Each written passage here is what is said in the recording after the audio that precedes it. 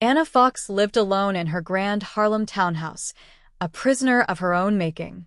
Once a respected child psychologist, she now spent her days drowning in red wine and old black and white thrillers, trapped by agoraphobia so severe that even stepping outside sent her spiraling into a panic attack. Her only connection to the world was through the lens of her camera, peering into the lives of her neighbors through her windows. She had her routines: morning pills with Merlot, chess games with her online acquaintances, long conversations with her estranged husband, Ed, and their young daughter, Olivia, though they never visited. And, of course, watching her neighbors. She knew their schedules, their habits, their secrets. But when the Russells moved into the house across the park, something changed. The Russells seemed like the perfect family. Alastair, the stoic, controlling father.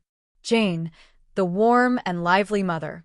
And Ethan, their quiet, awkward teenage son, who soon struck up an odd friendship with Anna. He visited her, shy but polite, confiding in her about his home life, his loneliness. She felt a protective instinct toward him, something she hadn't felt in a long time. Then one evening, Anna met Jane. She had let herself into the Russells' home, a little too tipsy, a little too reckless. Jane had found her, laughed it off, and invited her in. They drank, they talked, they connected. Jane reminded Anna of the woman she used to be, strong, confident, full of life.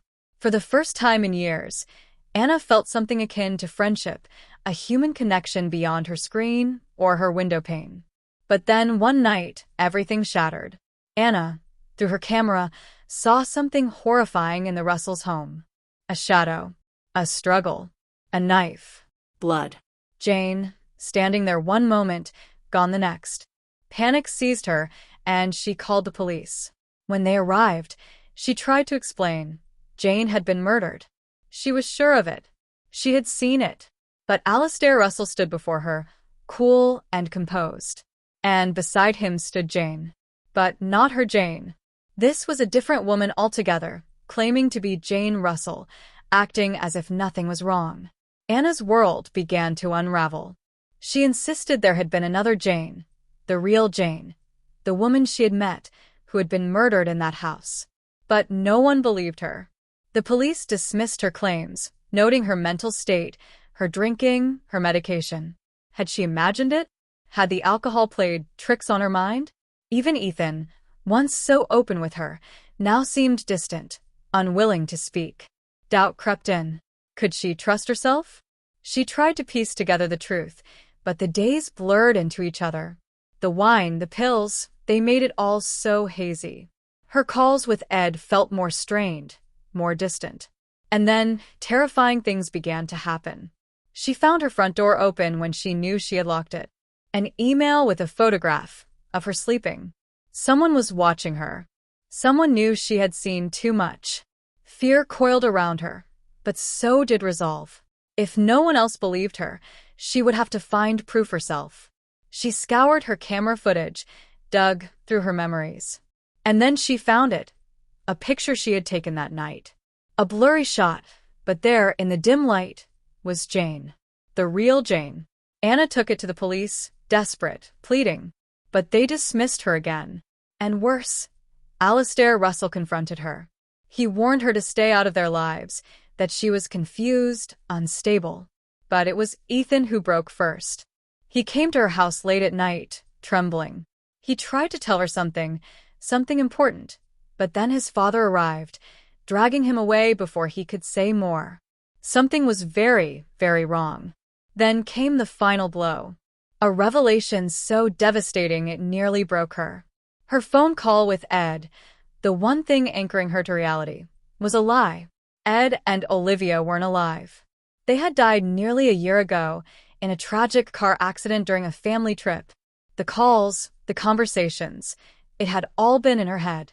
A desperate illusion she had clung to because the truth was too unbearable. Anna crumbled. She had lost everything: her family, her credibility, her mind. Maybe she really had imagined Jane. Maybe she really was insane. But the truth had a way of clawing its way back. Late one night, Ethan returned. This time, there was no hesitation. He told her everything. The woman she had met, the real Jane, was his biological mother. She had come to see him, to check on him, and Alistair had killed her to keep her away. And now, they had made sure Anna would never be believed.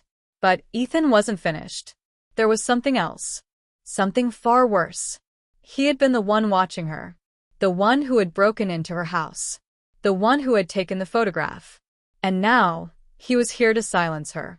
Ethan was not the sweet, timid boy she had believed him to be. He was dangerous. A predator, drawn to her vulnerability, her isolation. He had played with her, manipulated her, made her doubt herself. And now he wanted her dead. Anna fought. Desperation surged through her, sharper than fear. She ran, she hid, but Ethan was relentless. He had studied her, knew her weaknesses, knew she had nowhere to go. But then, the very thing that had imprisoned her became her weapon. She lured him to the rooftop. The open air, the vast night sky, it should have paralyzed her, should have sent her into a panic. But adrenaline was stronger than fear. She fought him there, high above the city, with the wind howling around them. And in the final moments, as he lunged at her, she pushed. Ethan fell. The police arrived soon after. This time, they believed her. The evidence, Ethan's confession, the blood in the Russell house, it was undeniable. The nightmare was over. As the days passed, Anna began to heal. Slowly, cautiously, she stepped outside. The world was still terrifying, but she was ready to face it again. Because this time, she knew what was real.